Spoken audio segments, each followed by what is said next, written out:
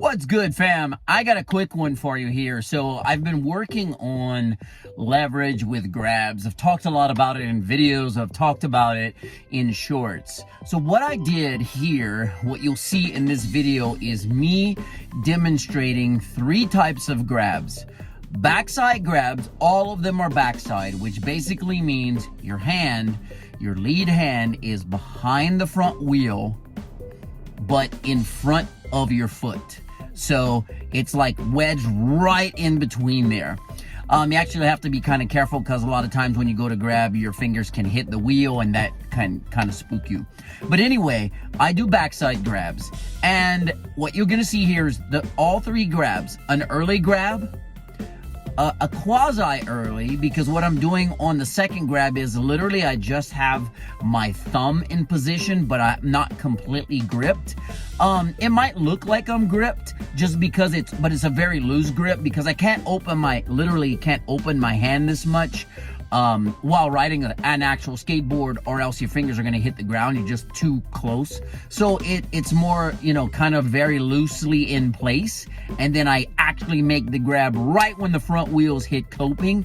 In this situation, you're going to see an imaginary coping because I use chalk, and I've talked about chalk in other videos. Chalk is a great tool when you are learning tricks.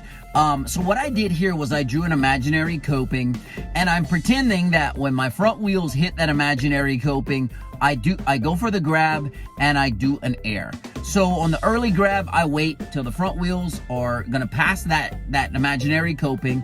In this one, I'm just demonstrating grabs. I'm not trying to go over coping or anything like that. What I'm trying to do is actually figure out leverage.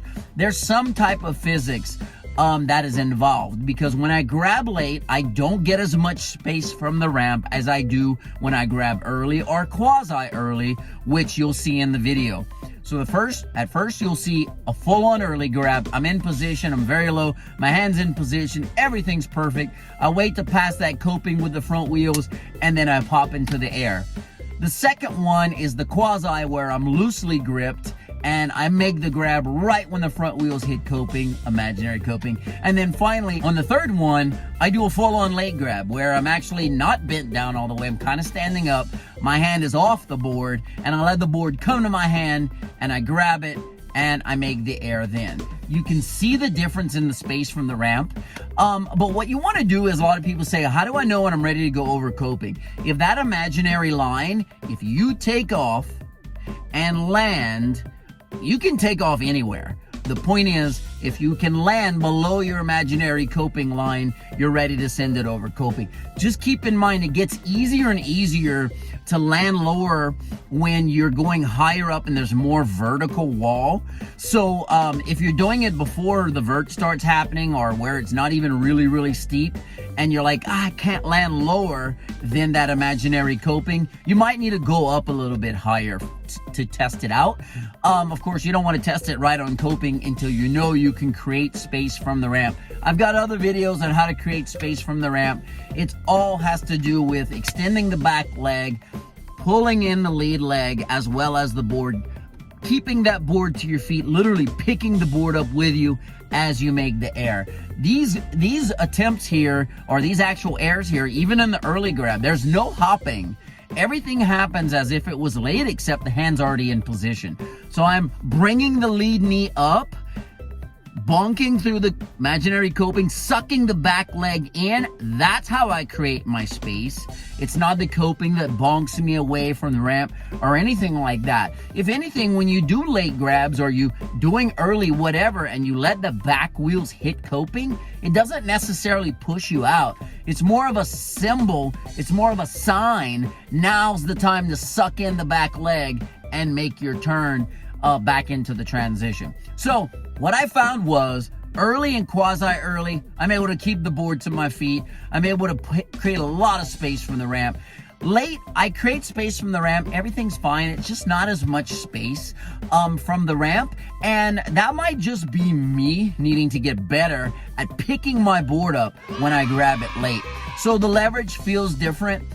It's definitely more difficult to grab late as far as when I talk about creating space. What helps you get comfortable with the grab is doing early grabs, doing quasi early grabs, because what happens is it connects your brain. It's that mind-muscle connection. So it rewires the brain to, this is where I grab. When I go to grab my board, even though you're grabbing it early, you're telling your brain this is where you grab. And what happens is you go for a late grab, and what do you know? The board comes to your hand. So the more you can do those and the more you practice that way, the easier lates will be. For me, I just need to get better at picking up the board for lates so that I can have the same feeling and the same control as I do for the first situations, which is an early grab and the quasi. All right, hope you enjoy. If you got any questions about leverage, let me know in the comments. Okay, as discussed earlier, this one is full on early grab. Look at the space I'm able to create from the ramp before coming back in. Okay, this next one is quasi early grab. I have the hand ready, but I don't actually grip until I lift off right at the fake coping. I can still comfortably create a lot of space. And then finally, there's the late grab.